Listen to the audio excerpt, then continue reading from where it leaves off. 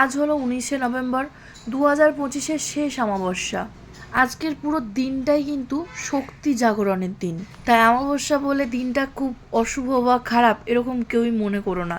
আজকের দিনটা ভীষণ শক্তিশালী একটা দিন। বিশেষ করে যাদের নেগেটিভ এনার্জি ঘিরে ধরে রেখেছে, বিভিন্ন বাধা নজর এইসবের মধ্যে যারা পড়ে আছো, তারা খুব সহজে এগুলো রিলিজ করে মুক্ত হতে পারবে। প্রথমেই আসছি এই রিচুয়ালটা করতে যে যে জিনিসগুলো লাগবে সেগুলোর মধ্যে প্রথমটা হলো একটা সাদা মোমবাতি, দ্বিতীয় 1 চিমটে মতো সন্দক লবণ, আর তৃতীয়ত একটা নীল কালির পেন এবং একটা সাদা কাগজ।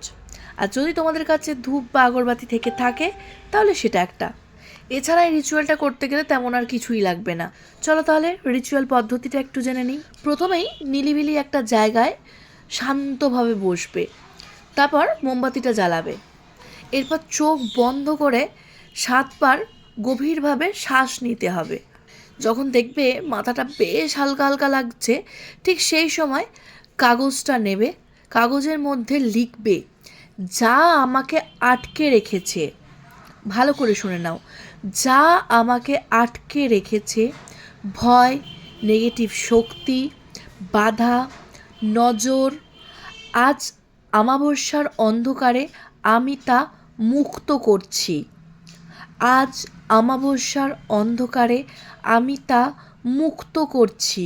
এরপর ওই যে বলেছিলাম 1 চিমটি সন্দক লবণ লাগবে, সেই লবণটা ভালো করে কাগজটার উপরে অর্থাৎ ওই লেখাটার উপরে ছিটিয়ে দিতে হবে এবং খুব ধীরে ধীরে মৃদু কণ্ঠে বলতে হবে, অমাবস্যার শক্তি সাক্ষী থাক, যা আমার নয়, যা আমাকে দুর্বল করে, আজ এই মুহূর্তে তা বিচ্ছিন্ন হোক।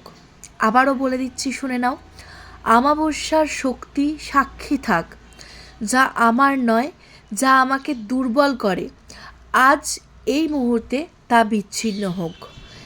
এবারে চোখ বন্ধ করে কপালের মাঝখানে অর্থাৎ আজ্ঞাচক্রে মন দেবে এবং তারপর তোমার একটা ইচ্ছা তুমি মনে মনে বলবে এবং সেই ইচ্ছাটা বলা হয়ে গেলে শেষে 3 বার উচ্চারণ করবে, আমি সুরক্ষিত, আমি শক্তিশালী, আমি প্রস্তুত গ্রহণের জন্য।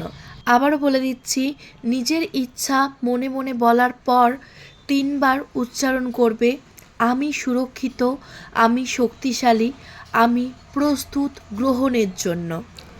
এরপর যে কাগজটিতে সমস্ত কিছু লেখা ছিল সেই কাগজটি পরের দিন মাটিতে পুঁতে দেবে। তাহলেই এই রিচুয়ালটা কমপ্লিট হয়ে যাবে। শুধু মনে রাখবে, অমাবস্যা কোনো ধ্বংস নয়, রূপান্তর মাত্র। যা আজ ছাড়বে আগামীতে সেটাই শক্তির ভিত্তি হয়ে দাঁড়াবে। সকলকে অনেক অনেক ধন্যবাদ আমার ভিডিওটা এতক্ষণ মন দিয়ে দেখার জন্য। যদি আরও কোনো প্রয়োজন হয় তাহলে আমার সাথে যোগাযোগ করে নিও। ততক্ষণের জন্য সকলে ভালো থেকো, সুস্থ থেকো।